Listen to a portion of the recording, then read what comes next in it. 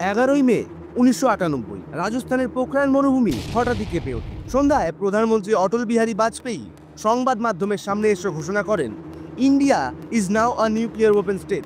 India conducted 3 underground nuclear tests in the Pokhran range.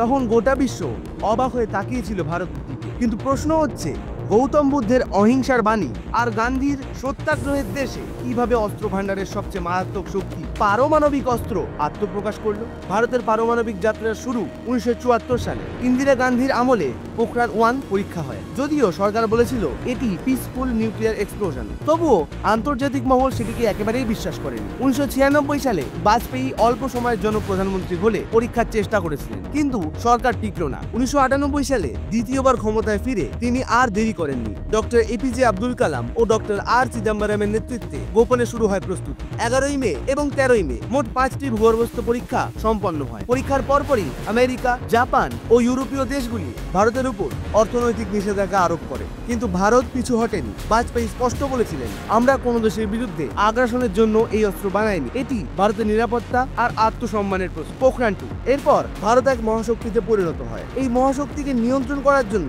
সে নিজের কিছু নীতি ঘোষণা করে, যার মূল স্তম্ভ परमाणु हथियारों का प्रयोग करने में पहल नहीं करेंगे। No first use.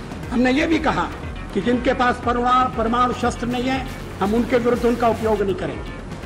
এভাবে ভারত বিশ্বকে জানিয়ে দেয় তার শক্তি কেবল প্রতিরক্ষার জন্য। আজকের দিনে ভারতের হাতে প্রায় 160টি থেকে 180টি পারমাণবিক অস্ত্র আছে বলে আন্তর্জাতিক গবেষণা সংস্থাগুলির ধারণা। কিন্তু ভারতের পারমাণবিক শক্তি কেবল যুদ্ধের অস্ত্র নয়, এটি শান্তিপূর্ণ বিদ্যুৎ উৎপাদনের ক্ষেত্রেও ব্যবহার হচ্ছে। বর্তমান ভারতের কার্যকরী পারমাণবিক বিদ্যুৎ ক্ষমতা প্রায় 8000 মেগাওয়াট এবং লক্ষ্য 2047 সালের মধ্যে 100 গিগাওয়াট করার। এনপিসিআইএল অর্থাৎ nuclear power corporation of India limited বিভিন্ন প্রকল্প চালু করেছে, কুরাকুলাম, কাইগা, রাজস্থান ইত্যাদিতে। আন্তর্জাতিক ক্ষেত্রে ভারত এখনো এনপিটিতে যোগ দেয়নি, কিন্তু যুক্তরাষ্ট্র সহ বিভিন্ন দেশের সঙ্গে অসামরিক পারমাণবিক চুক্তি করেছে। 2008 সালে মনমোহন সিং এর আমলে ইউএস ইন্ডিয়া নিউক্লিয়ার ডিল বা 123 এগ্রিমেন্ট ভারতে আন্তর্জাতিক বিচ্ছিন্নতা ভেঙে দেয়। চীন ও পাকিস্তান এই দুই প্রতিবেশীর জন্যই ভারতের পারমাণবিক নীতি অত্যন্ত গুরুত্বপূর্ণ। তাই ভারতের নীতি হলো বিশ্বাসযোগ্য প্রতিরোধ, অর্থাৎ ভারতের কাছে পর্যাপ্ত শক্তি থাকবে যাতে শত্রুপক্ষ কখনো আক্রমণের কথা ভাবতে না পারে। আজকে ভারত COP26 এর প্রতিশ্রুতি দিয়েছে 2070 সালের মধ্যে নেট জিরো এমিশনের। অতএব ভারতের পারমাণবিক নীতি কেবল যুদ্ধ নয়, টেকসই উন্নয়নের সঙ্গেও জড়িত।